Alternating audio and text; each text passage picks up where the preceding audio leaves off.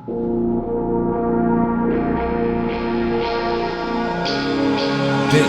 is Horror Podcast.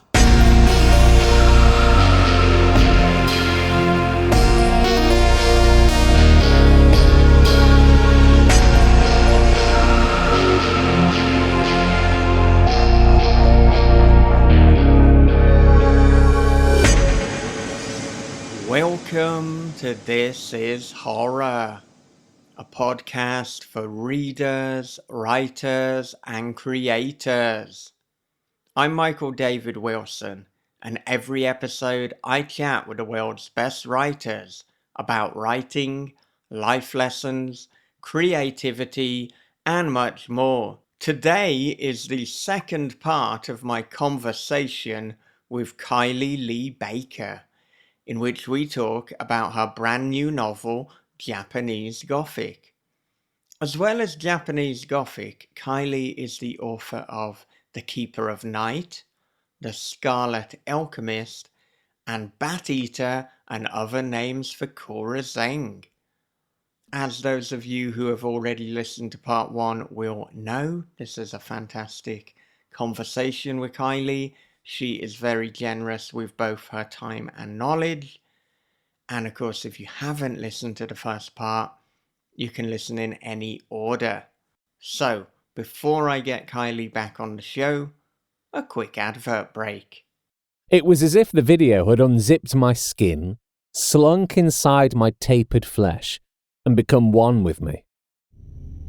From the creator of This is Horror comes a new nightmare for the digital age, The Girl in the Video by Michael David Wilson. After a teacher receives a weirdly arousing video, his life descends into paranoia and obsession. More videos follow, each containing information no stranger could possibly know. But who's sending them, and what do they want? The answers may destroy everything and everyone he loves. The Girl in the Video is The Ring meets Fatal Attraction for the iPhone generation. Available now in paperback, ebook, and audio. From the host of This is Horror Podcast comes a dark thriller of obsession, paranoia, and voyeurism. After relocating to a small coastal town, Brian discovers a hole that gazes into his neighbor's bedroom. Every night she dances and he peeps. Same song, same time, same wild and mesmerizing dance. But soon Brian suspects he's not the only one watching, and she's not the only one being watched. Their watching is The Wicker Man meets Body Double with a splash of Suspiria. They're Watching by Michael David Wilson and Bob Pastorella is available from thisishorror.co.uk, Amazon, and wherever good books are sold. Okay, with that said, here it is. It is Kylie Lee Baker on This is Horror. I wonder, in terms of the research for Japanese Gothic, what did you draw on? How did you go about it? Because I imagine there were an enormous amount of components, because not only is this set in Kagoshima, you've got the Kagoshima of today, you've got the 1877 Kagoshima, you've got samurai Japan, although, as you also mentioned in the afterword, there's kind of some liberties taken there. Yes. And then you've also got folklore that you're drawing upon and these traditional Japanese tales. Yeah, so in terms of Kagoshima and also any setting where I haven't been, Google Maps Street View is so handy for me, just to get a sense of, the setting around my characters. But in terms of samurai history, which I think is where the largest part of my research had to happen, my first question, of course, was what is Sen, my samurai character, doing every day? Like, she wakes up and then what does she do? What does the life of a samurai look like? Because I know what the life of a college kid at his dad's house in Japan could reasonably look like, but I really had no idea for Sen. And so I read a book called Hagakure, which is seen in some circles as a guide to being a samurai, which was written by a man who actually was a samurai but lived in a time of peace, so he was more of a bureaucrat. But it has all these thoughts on, things that samurai should or shouldn't do, how they should behave, what they believe in, because that was really what mattered to me, is if Sen is raised as a samurai, what are her governing beliefs going to be? How is she going to see her own position in the world? Because these are important questions for me as an author to know before I write any scene with her in it. And so I read that book and I took a lot of notes. And then I sort of, as I tried to do, zoomed out and read about that book to see sort of how it fits into the history. And at that point is when I got a better sense of how it's really more of a book about struggling with the identity of being a samurai, of being part of a warrior class in a time when there isn't war. Because even when it was written, there was no war in Japan, and it was written maybe 100 or so years before Sen's family picks it up. So really the samurai have not been out there doing the blue eye samurai sword fighting thing for quite a while by the time Japanese Gothic starts.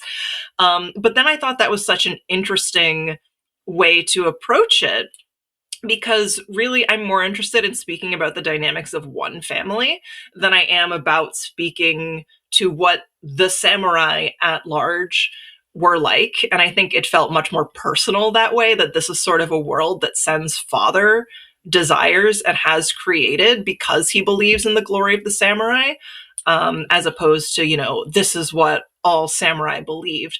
And that was also something I learned, is I couldn't find and never would find one source about what the samurai were like, because they were prevalent for centuries across all parts of Japan. And so they didn't follow one unified code. And of course, they had many things in common in terms of their beliefs, but there's not one definitive record that I could turn to. And that is why, as you said, I did take some liberties. I did my best to make it more or less, threaded through with the commonalities between many samurai.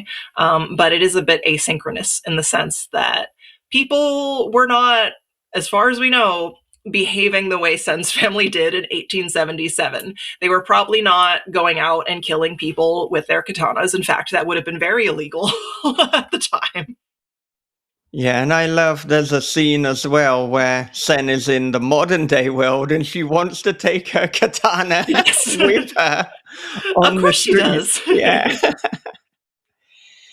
And I mean, that kind of leads into the stepmother, Hina, I believe. And so, I mean, when did you know that Hina was going to be such a crucial element of this story? Oh, definitely not until I started doing revisions with my editor.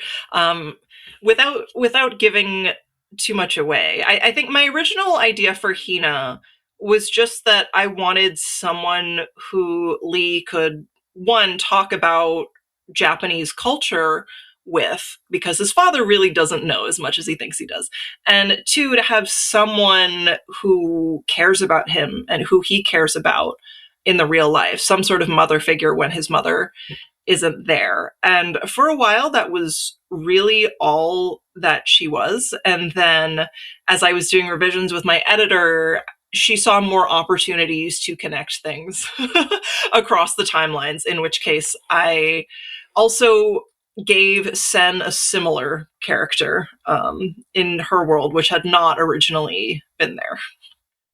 Yeah, and the connective tissue is so seamless, but we probably can't talk any longer about it for fear of giving things away. Yeah. I did also want to mention, I just remembered, because you had asked about my research in Japanese folklore. And so I wanted to say a huge part of it is a storybook that my mother read to me when I was a kid. And there are these legends interspersed in the story about the legend of Urashima Taro, which is not something that I created. That is an actual Japanese legend, which I, of course, reworded and reframed. So I'm not plagiarizing anything. I'm sort of focusing on the parts of it that are relevant to this particular story. But I remember the illustration in that book that my mom showed me when I was a child. And I can't say what it is because that would be a spoiler, but it was a horrifying picture of what happens at the end of that legend. And so I knew at some point I definitely needed to work that into a horror novel. So now I have made it everyone else's problem. Yeah, I recall while reading it, like being familiar with the actual legend, and I Mhm. know, oh, okay, this is intriguing, Mhm. and I think too, though, for people who aren't familiar, they're probably going to now want to go out and read the original. Yeah, probably, if spoilers matter, probably wait until after you've read the book, because I feel like knowing how that legend ends might tell you some things. Right. Yeah. Yeah. And I mean, of course, Japanese Gothic is also concerned with patriarchal structures and abusive fathers. Mhm. The two kind of go hand in hand. So Yeah. I wonder what compelled you to explore this aspect of humanity. I'm just so interested in exploring family dynamics. Like, family is so important to me, and I think it's such a universal thing. Everyone wants to be loved by their parents. And so that's a very easy way to, I think, have readers feel invested in characters. This is such a relatable desire. And I think these days in particular, I'm also very interested in people who are stuck in the past and the ways that it can be difficult to connect with them or change their minds just because they aren't willing to see that the world is different than it was when they were younger, and in fact has always been different than they perceive it. I personally have a great relationship with my parents, but I know a lot of people who have very complicated ones, because talking to people in different generations can sometimes be like speaking a different language, even if you are speaking the same language. And I think that's very sad, but also from a writing perspective, very interesting, because you have such intense, like primal emotions, wanting to feel parental love. And then it has just such potential to hurt. And so in the real world, that's awful, but in fiction, I think that's a very, very good place to be. And so I wonder, because we've spoken a little bit about your relationship with your father, we've spoken about watching the horror movies, we've spoken about going to the Irish pub and singing karaoke. I'm wondering what is the relationship with your mother like, and how does that feed into your creative life? So my mom is wonderful. She's the Asian parent, and she has always been very supportive of my creative endeavors, which is very not Asian parent of her. But she herself has a degree in flute performance from a conservatory. So she really can't be throwing stones in a glass house telling me that I need to be a doctor or a lawyer or something when her degree is in flute performance. But yeah, we've always she does not watch horror movies with me and my dad. That's not really her thing. But we've always bonded over music, because I played the cello growing up and she plays the flute. As I said, so that's sort of been more of what we lean into. I don't know if music has so much influenced my writing, but I think the biggest influence she's had on my writing life is just encouraging me. Like, she sent me to all these summer camps that focused on creative writing when I was a kid in elementary school. It never mattered to her what I wanted to do, but whatever it was, she would help me try to succeed at it. So she's been very great in that sense. And to the best of your knowledge, do your parents read your books? Oh yeah, they tell me about it. I hate when they do it. But my dad will be like, "Oh, I'm at the part in Bat Eater when this happens." I'm like, "I don't need a play by play." Like, I also tell them you don't have to read it. Like, I don't care. But they do. Also, my grandmother, my mom will like drive up to visit her, give her one of my books, and then by the time my mom drives home, it's like a 3-hour drive. My grandmother will email me saying that she's finished the book and has very nice thoughts on it. So my family does all read my books, which definitely influences what I write in some ways. I had to think, okay, my mom will read this, so I got to keep that in mind. Yeah, does that limit you in some sense, or do you just find it I mean, not in the ways you might expect. Like my parents know I'm weird. They know I'm like morbid. You know, I'm watching horror movies with my dad. That's not a secret. So it's not like I think they're going to be disturbed by anything that I write. I have not, up until my most recent book, which is Hell to Pay, written a sex scene because I did not want my parents to read that. But I will just say that has changed in my next book. But I honestly think when I give them their copies, I'm just gonna like put a post-it over that page and be like, you don't need to read this. Here's a summary of what happens. Please don't read it. I don't want to think about you reading it. I don't know what your parents are like, but if somebody says that they don't want me to do something, that I'm reading that page first. That's Oh, no. immediately where I'm going. But I was gonna joke that you need to kind of release a parent's cut version. I mean, maybe literally cut. Just take some scissors and get rid. Get rid of that page. Be like, you don't need to know. It's not important. You just forget about it. Don't worry. Yeah. But it's a lot better than if I were like a rom-com author, or like a romantasy author or something, when there would be too much to cut out. My parents would not be able to read my books at all. So it's been pretty safe up until now. Well, at least it's only a 1-page sex scene. I believe that when we were talking to CJ Lead, she said the next one has like a 25-page. Oh my gosh. Oh my gosh. Yeah, that would I don't think my parents would be allowed to read my books at all if it had that much. I mean, it sounds like a play-by-play. I guess we're going to find out. It's a lot of detail. Yeah. But goodness, I wonder, what did you learn about yourself and about writing through writing Japanese Gothic?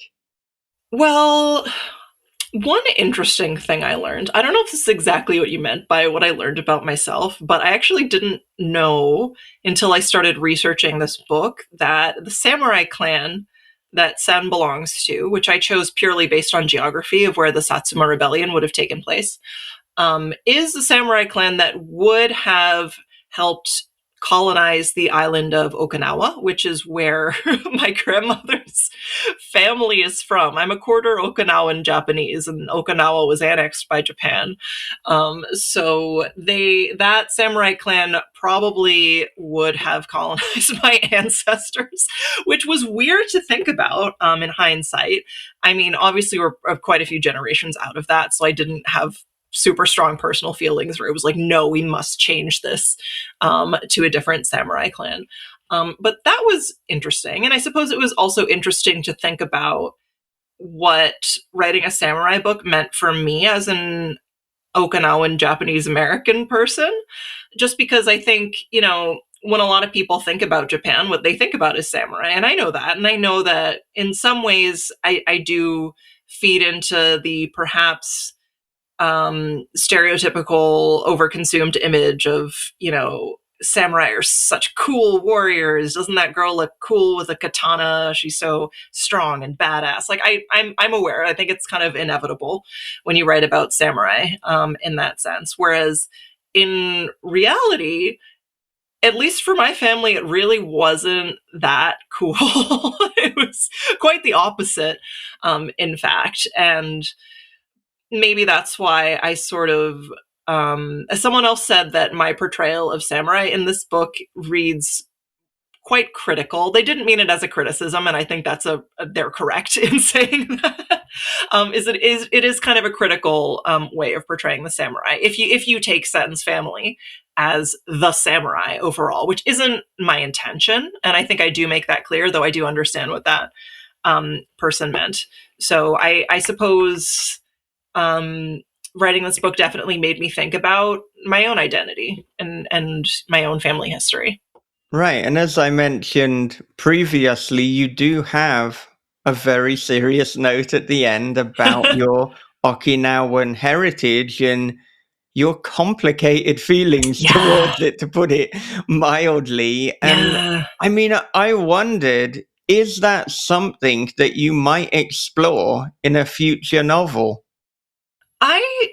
I would be open to that. I've written short stories that take place in Okinawa, though to be honest, I think I would need to do a lot more research, and ideally I would really love to visit Okinawa because I've never been there.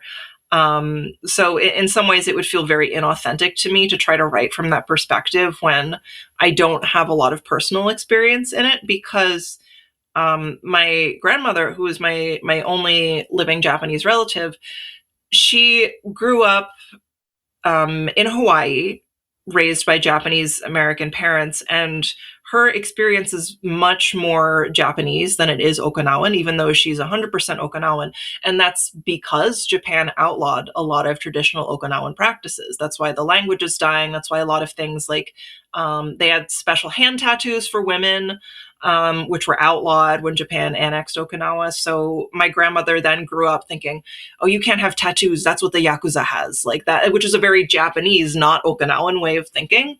So in a lot of ways, I am sort of cut off from that culture, which is not honestly that different from how I once felt about being Chinese American or Japanese American. And it's culture I went out and explored for myself, though I would say it's a bit easier, a bit more accessible to access Chinese American and Japanese American culture than it is Okinawan culture. It's a bit it's a bit harder to get that where I live. But yes, I would love to explore that more someday. I'm always a little bit scared when I think about it because Okinawa is a tropical place. And I grew up in Boston. I am Elsa, the snow princess who needs AC. I hate bugs. I hate humidity. I cannot believe that my ancestors are from Okinawa, whereas I go outside in 60-degree weather and go, it's too dang hot outside. I can't live like this. I think on that basis, then, the best time for you to visit Okinawa is to kind of go in December, January, when the rest of Japan is what I would think of as freezing, and you'd probably think of as ideal. Yes. and then you know, like Okinawa is kind of mild and quite pleasant, and more what I think of as British spring, which is sounds perfect. Yeah, so exactly what I want. Yeah, I visited Okinawa in either it was late December or early January. So, and it was not tourist season, which meant that I could just, go about things without other humans mostly, which is also fine for me. Yeah. Okay, good. That's a good tip. That's when I should go for sure. Yeah. But you said that you're going to be visiting Japan later this year. So yes. Where are you planning to go? To be honest, my mom has planned most of this trip, and I have been so focused on work that whenever she tries to tell me, I'm like, please, I can't think about this right now. This is too stressful. So I have no idea where we're going. I know we're going to be in Tokyo at some point. I think we're going elsewhere from there. But all I know is that we're going to see Tokyo. I mean, it's a long way from Tokyo, but are you tempted to try and squeeze Kagoshima into the trip? Oh, gosh. I don't want to mess up her plans at this point. Maybe in the future. Yeah, no, fair enough. And I mean, so again, if we look at Japanese Gothic and we look at the process, you had said before about beginning with a chapter by chapter outline. So I wonder how much detail was in this chapter by chapter outline, because you also said the process was writing it as quick as possible. Yeah, usually my chapter outlines, I want to say just a paragraph or so. I'm not someone who writes like a novella for my outline and then goes back and expands on it, though that probably would have been a better way to do that for this book, but usually just a couple sentences to know how it moves the story along, which turns out was not enough. Sometimes I try to like not write everything down because a lot of it I know is going to change when I actually start writing and feeling out the scene. But I guess there's a balance between, too much and not enough. Got to find where to land in the middle. Yeah. And as you said as well, each novel kind of requires a different amount. So Yes. It's almost like a lucky guess when you start planning. Pretty much. Just see what happens. And with regards to inverting tropes, I mean, usually we have a whodunit in terms of murders, but you've done with Lee a kind of how did I do it, or how done it, to say it grammatically incorrect, but it sounds better. Yeah. So how did you go about approaching that? I don't recall how that specific idea took root, though I will say at the time I was reading a lot of Katrina Ward's books, and she writes incredible psychological horror with unreliable narrators. And towards the end of all of her books, it's like she just yanks the rug out from under you and you figure out what is actually true, because you're not certain until the very end. And I think that's what I had in the back of my mind, what I was trying to emulate as I was writing this book. So I think I just thought, what would be the scariest hole to poke in this particular memory of his? And so I think that's how I ended up deciding. He didn't know how he killed his roommate, which is terrifying to think about if that were to be real. But yeah, I don't know exactly how that started.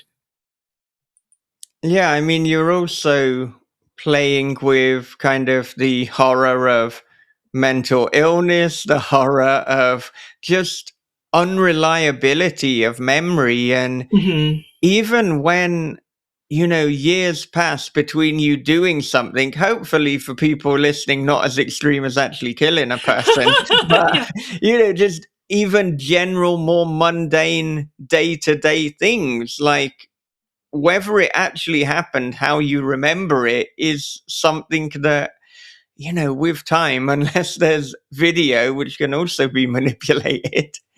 Exactly. I think you're alluding to this. Whenever you remember something, you're rewriting the whole story in your mind. And the more you remember it, the farther it becomes from what's actually true, which is terrifying. And actually, around the time I had also finished watching season 2 of Interview with the Vampire, which I think is phenomenal, the way it does it, the way it talks about memory. Like they even say in that show, memory is a monster. It's like this recurring saying. And in the beginning, you have the whole series through one character's perspective. And then towards the end of the second season, you start revisiting the scenes from season 1.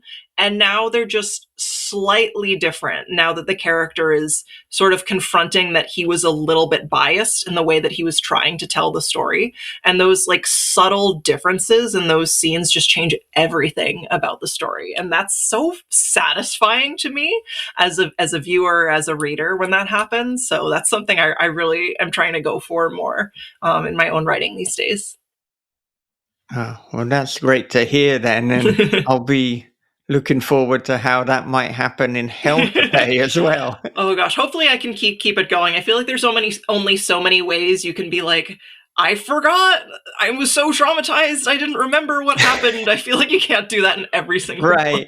Yeah. Yeah, or at least be a little more subtle with it. Yeah.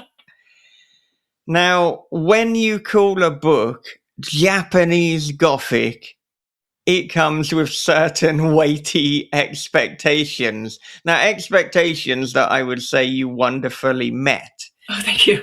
But did you feel any self-pressure just in giving the book such a hefty and definitive title? So, to be honest, Japanese Gothic was my working title, just sort of a nickname I gave this project.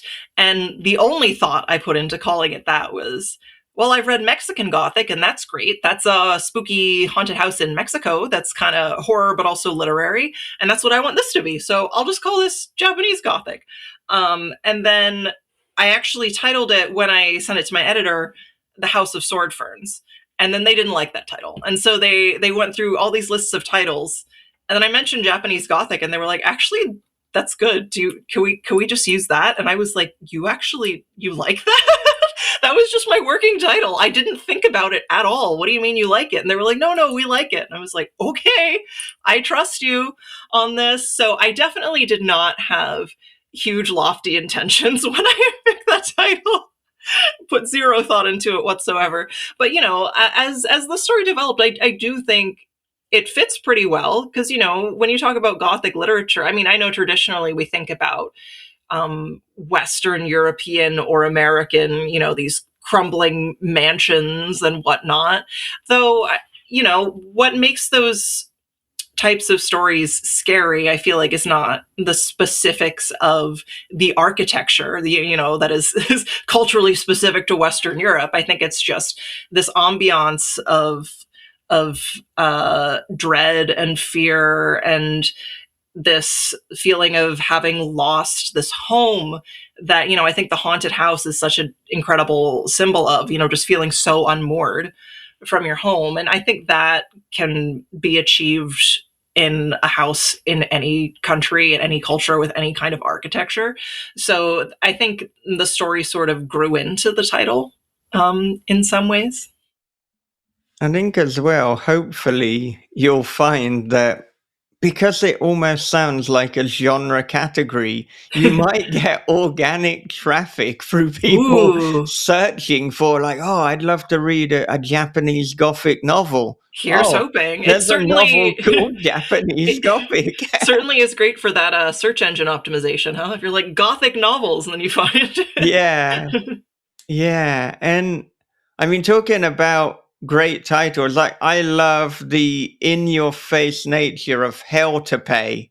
So I want to know, I don't know how much you can talk about, seeing as this is not coming out until next year, but what is the basic premise? Or if you can't give that, just what can you tell me about Hell to Pay? Yeah, so I haven't worked out my elevator pitch for this one yet, though I will say it's about 3 roommates in New York City whose apartment gets claimed by a demon, and they try to leave, but they can't afford to break their lease.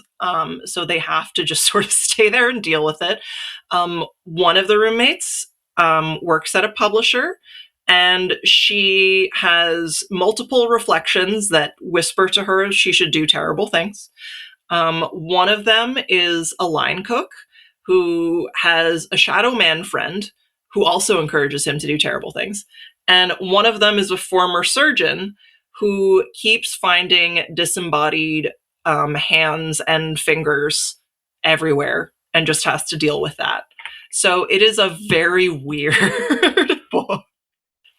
I can see quite obviously why it is called Hell to Pay. I like the numerous levels that works on, but oh my God, that sounds amazing. Thank you. Wait for it. I gotta find a way to pitch that better, because it's so hard to convey. Like yes, this is a demon possessing your house story, but also it's really weird.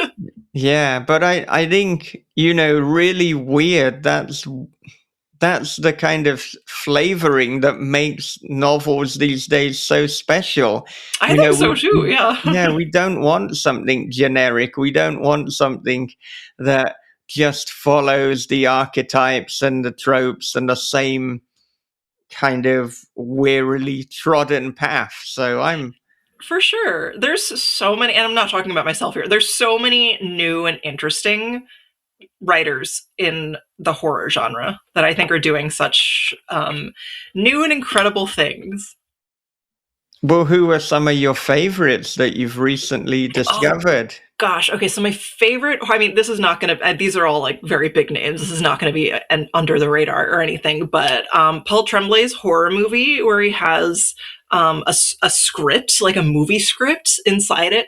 So cool. And he really used that to make the story more interesting. It wasn't just like this fancy peacock flourish kind of trick, like, ooh, look how interesting multimedia it is. Like, he really used it. Also, Grady Hendrix is one of my favorite authors of all time. But, I know someone who's not quite as mainstream. Alex Gonzalez writes such intense, weird, and very compelling horror. He wrote a book called Wrecked, which was about snuff films. And then he wrote recently a book called The Man of Wind and Moss, which is about a forest man who comes to attack a group of people camping in the woods. So it's like a very familiar premise, but it just has such emotional depth to it and is so legitimately scary. You then have authors like Stephen Graham Jones and Sylvia Moreno Garcia, who are just doing things that are new and risky, and it's paying off. And so that makes me excited for the future of horror.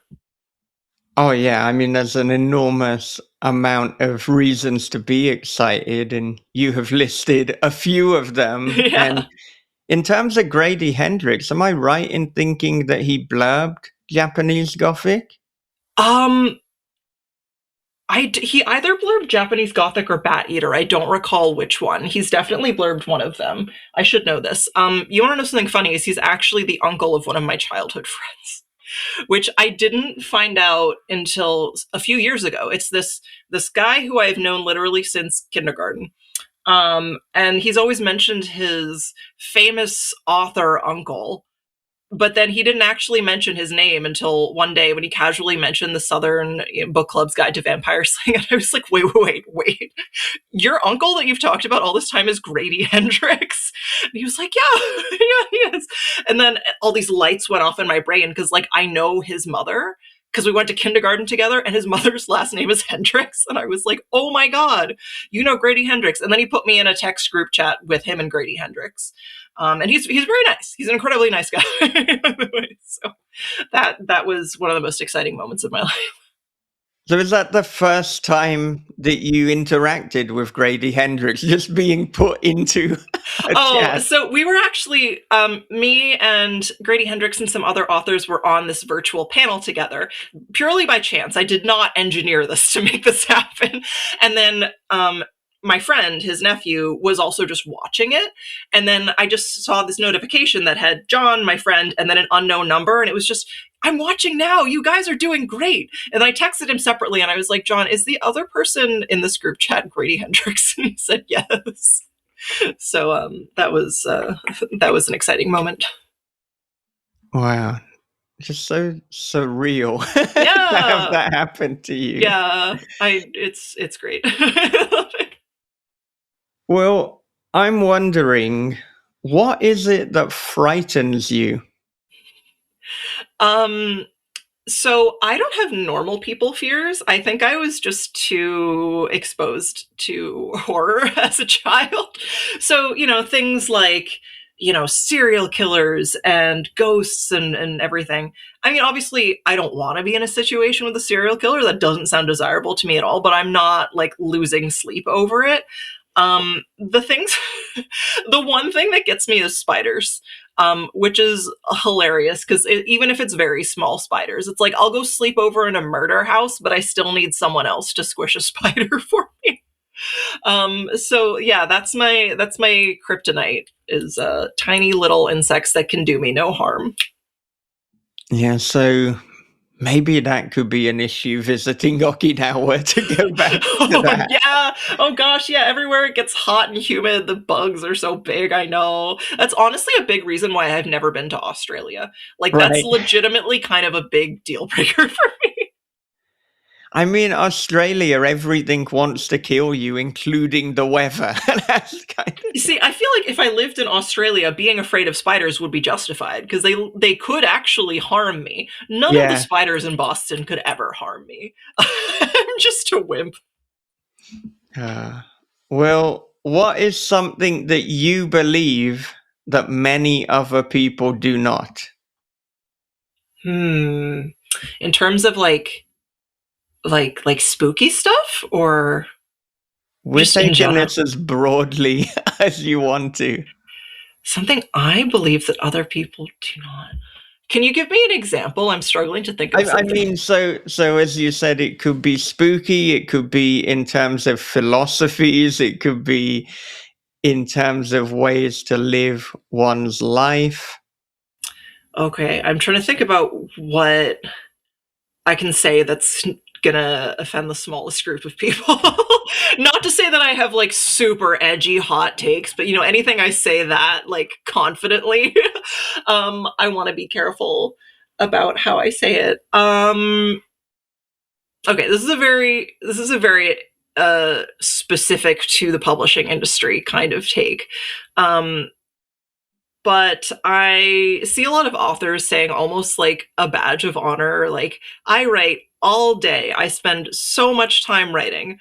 And I just don't think that's actually possible or good for you. I think it's actually incredibly unhealthy. And I say this as a full-time writer. I think it's a terrible idea to do nothing but write all day. I think you need hobbies outside of yourself, or I think your brain is going to start to just devour itself and your writing will suffer. Well, I mean, what is, on the topic of writing, what is the best writing advice that you've been given? And what is the worst writing advice that you've been given? Interesting. Okay. Worst writing advice. I'll start with that because I can think of that one.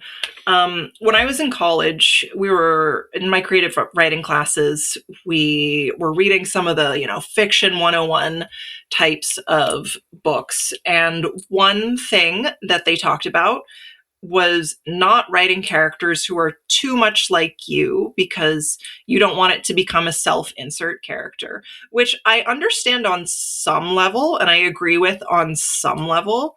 But what I think that translated to for me was that it's amateur if I write like an Asian American female character with my identity, because that's like that's too much of a self-insert. And so actually the first book I wrote, which was not ever published, was about a Korean American boy, because I wanted to write an Asian character, but I didn't want to write something that specific because I thought that was bad.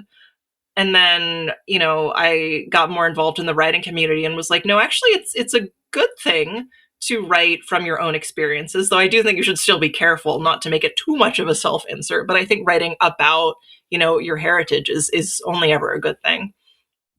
And then the best writing advice I'd ever had. So I've read quite a few craft books, and I'm trying to think of what. Okay, I know. So there's a book called Story Genius, which I go back to all the time. It's so helpful for me in beginning to write a book. And essentially the core idea throughout the whole book is that your character's emotional journey, their internal arc, matters more than anything else. And you need to figure out what that is before you think about anything external to them. In fact, you need to build the world around your character's emotional arc to support them on their journey, and not the other way around. They shouldn't be going through a world and like seeing what happens. The world should be there to support them.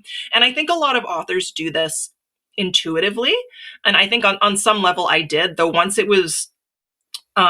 I read it and actually like solidified that idea in my mind, it's been so helpful for my writing to consciously make sure I'm doing that in all of the scenes, because I agree with it so much. And now I see it all the time, books and movies that don't do that. And I understand now why I didn't connect with them as much as I did other books. And so I think so many people would solve so many problems in their writing, if they read that book.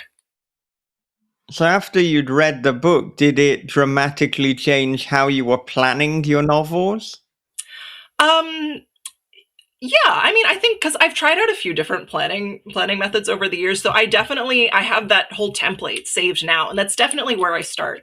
And if you were to look at the end product of my novels before and after, I don't think anything would look too dramatically different, but I do think honestly it's really helped me to focus in on what is important in a story and really streamline the writing process around that central idea, and catching a few things here and there where I'm like, oh, actually this scene is here for no reason, it doesn't advance the character's emotional journey, whereas I mean, I'm sure I do in some of my first two or three books have scenes like that I'm sort of like, I don't know why this is here, I was just sort of vibing when I wrote it. But now I'm a little bit more conscious of that, I think.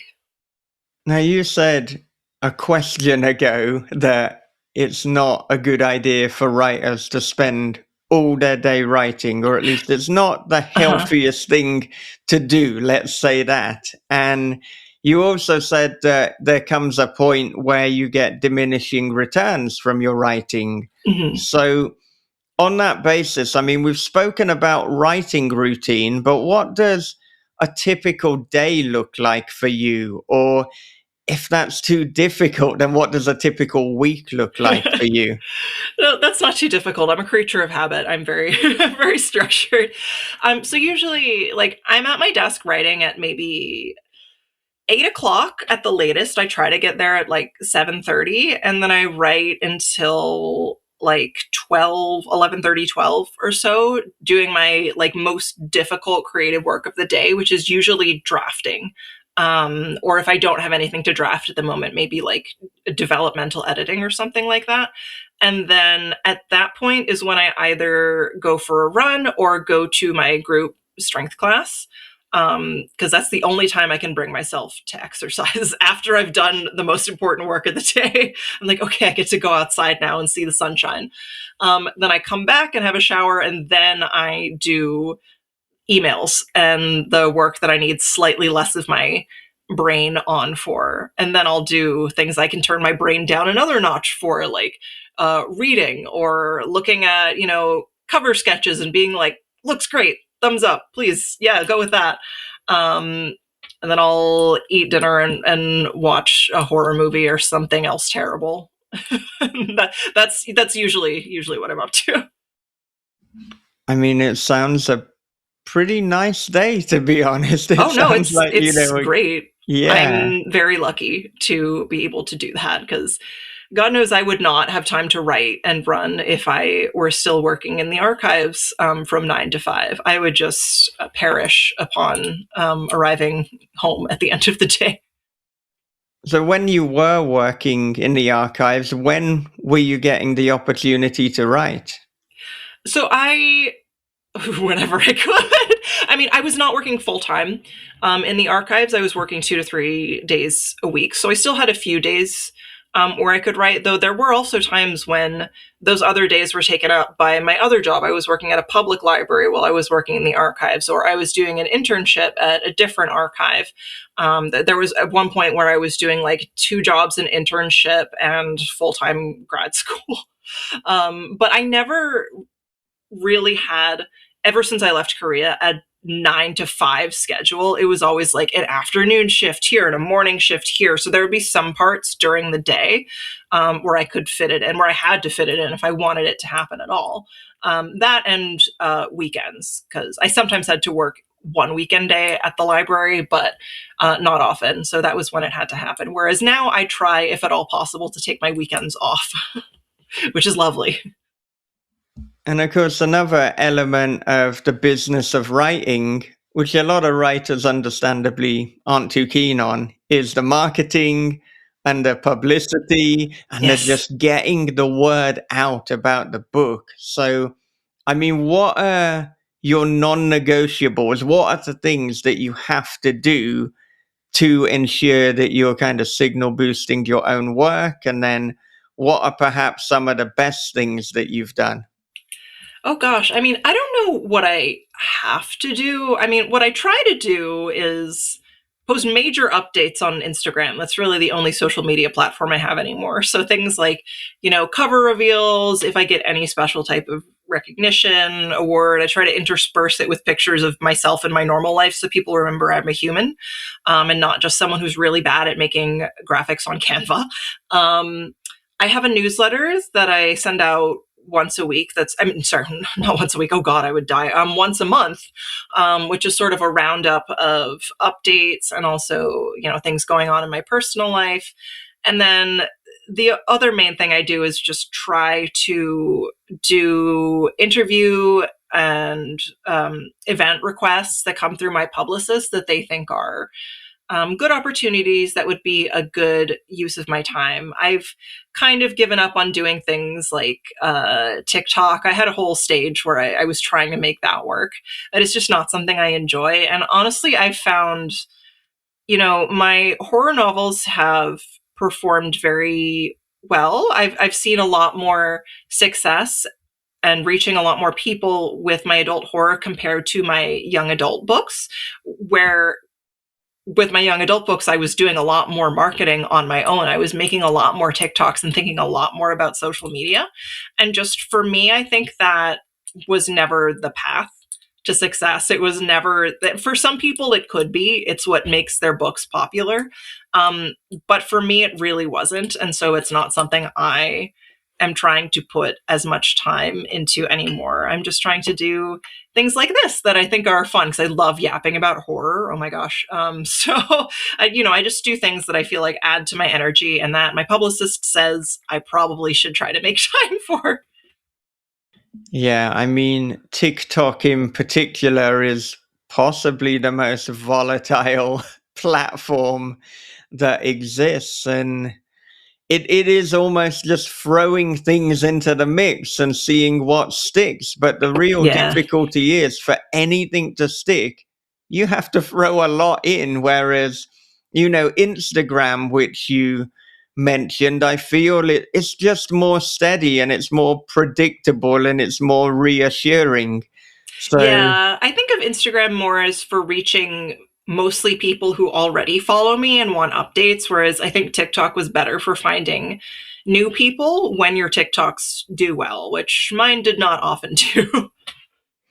yeah, I think as well the algorithm for TikTok is brutal. Like they'll assess within the first 5 or 10 seconds as to whether your video is going to be a success. And I don't know. I do think that the prevalence of video and it being needed to a point for authors is almost ironic or just a horrible cruelty, because it's like, if we wanted to be in front of a camera and to be making these quick viral videos, we wouldn't be spending the best part of a year or half a year on our own writing novels where you don't need to see our face. You don't need to hear us. Exactly.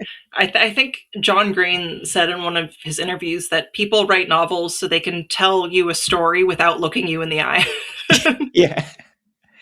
Yeah, that's how I feel. I yearn for the days of Lemony Snicket when like no one would even know your real name or face. Yeah.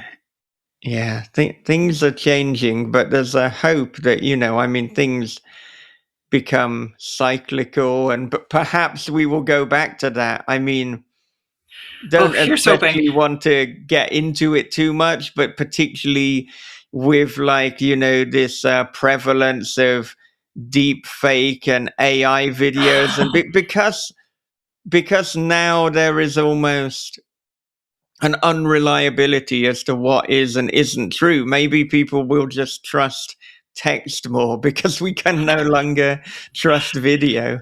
Oh gosh, but even you can't trust anything these days. I don't know if you heard about that whole controversy with the AI book. Oh gosh. Oh, I heard of it. I didn't read into it too. I mean, because the headlines seemed to kind of tell me all I needed to know. I didn't need to deep dive. I mean, I don't know what to say. Don't use AI to write a book, because that isn't writing a book. Yeah, it's a scary, scary times we're living in. Yeah. Yeah. I mean, Chuck Palahniuk, when he was talking about AI and writing, he was saying that he thinks what makes, writing to be beautiful and artistic is the imperfection. It's having those errors, it's having those flaws, and Yeah. that kind of soul and that emotion and that imperfection, that is something that AI can't replicate. Yeah, definitely. I think as At long least as not yet.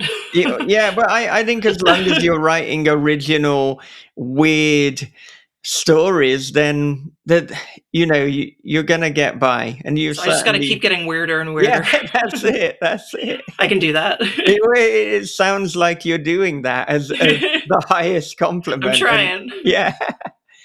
Well, apart from just keep getting weirder, what advice would you give to your 18-year-old self? Oh my gosh. I don't know if there's anything. I feel like she would figure it out, I think everything, this is very cliche of me to say, but all the mistakes you make along the way, they all make you who you are. And so I feel like 18-year-old Kylie was fine, and the things I could tell her wouldn't make a difference. Like, I'd be like, stop being so dramatic about boys, none of it matters. But like, you couldn't tell that to an 18-year-old. Like, I wouldn't go, oh yeah, okay, you're right. Like, I would just be like, no, I don't believe you, screw you, like, I'm gonna do what I want. So I think everything, she's got it. I trust 18-year-old Kylie. Well, I'm sure she'd appreciate your faith in her. And yeah, I suppose that is the flaw in the question, that you can tell an 18-year-old anything, but they're rarely going to actually listen. Yeah. But something people should listen to is, why should they pre-order Japanese Gothic? Oh gosh, if you like to be sucker punched by plot twists by unreliable narrators, if you want to find out which of the timelines between 1877 samurai girl and 2026 guy who killed his college roommate but doesn't remember how, which one is a ghost, which one isn't real, there's only one way to find out, and it's to read Japanese Gothic. There you go. That's my everybody in instant pre-order right there. Perfect. Well, where can our listeners and viewers connect with you? Kylie Lee Baker on Instagram. My website's KylieLeeBaker.com. Everywhere I am is Kylie Lee Baker, so I'm really easy to find. All right. Well, do you have any final thoughts? No, just thank you so much for chatting with me. I love talking about horror. You've been a wonderful host.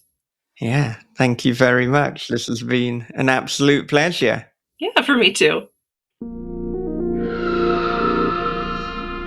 Thank you so much for listening to Kylie Lee Baker on This Is Horror. Join me again next episode when I will be chatting with Addison Hyman about Touch Me and Hypochondriac. But if you would like to get that ahead of the crowd, and if you would like to support over 13 years of horror fiction podcast interviews, then become our patron at patreon.com/thisishorror. Not only do you get early bird access to each episode, but you can submit questions to our interviewees. And soon we will be chatting to Jed Shepard, the writer of the movie's Host and Dashcam. So if you have a question for Jed, the place to go is patreon.com/thisishorror. Okay, before I wrap up, a quick advert break. From the host of This Is Horror podcast comes a dark thriller of obsession, paranoia, and voyeurism. After relocating to a small coastal town, Brian discovers a hole that gazes into his neighbor's bedroom. Every night she dances and he peeps. Same song, same time, same wild and mesmerizing dance. But soon Brian suspects he's not the only one watching, and she's not the only one being watched. Their watching is The Wicker Man meets Body Double with a splash of Suspiria. They're Watching by Michael David Wilson and Bob Pastorella is available from thisishorror.co.uk, Amazon, and wherever good books are sold. It was as if the video had unzipped my skin, slunk inside my tapered flesh, and become one with me. From the creator of This Is Horror comes a new nightmare for the digital age, The Girl in the Video by Michael David Wilson. After a teacher receives a weirdly arousing video, his life descends into paranoia and obsession. More videos follow, each containing information no stranger could possibly know. But who's sending them, and what do they want? The answers may destroy everything and everyone he loves. The Girl in the Video is The Ring meets Fatal Attraction for the iPhone generation. Available now in paperback, ebook, and audio. Well, as always, I would like to end with a clip from a previous This Is Horror episode. And this is taken from episode 593 with David Dastmalchian, in which he talks about acting, iconic horror voices, and mastering vocal work. So, here we go. This is horror. Well, as an actor, all of the tools that you're given, obviously your voice is one of the most important of all the tools. And I've spent a lifetime listening to everyone from Basil Rathbone to Vincent Price, and you think about all the different amazing people that you want to emulate with your vocal work. Contemporary actors too. I think Benedict Cumberbatch has got such an incredible facility with his vocal range and strength. But yeah, I always wanted to be someone that could be doing the voices of horror trailers, Halloween records, spooky stories for children. I just read a chapter, the Lost chapter, the doctor, I believe it's called The Doctor's Guest from Bram Stoker's Dracula. I read it the other day at the library. For the public library, they had like a Halloween event, and but you have the perfect name for a podcast. If you want to listen to the full episode with David Dastmalchian, you can listen to episode 593 of This Is Horror Podcast. Or if you want to watch the video version, it is available on YouTube, youtube.com/@thisishorrorpodcast. And if you would like other inspirational clips from past episodes, please do follow us on TikTok and Instagram @thisishorrorpodcast. Well, that does it for another episode of This Is Horror. So, until next time with Addison Hyman, take care of yourselves, be good to one another, read horror, keep on writing, and have a great day.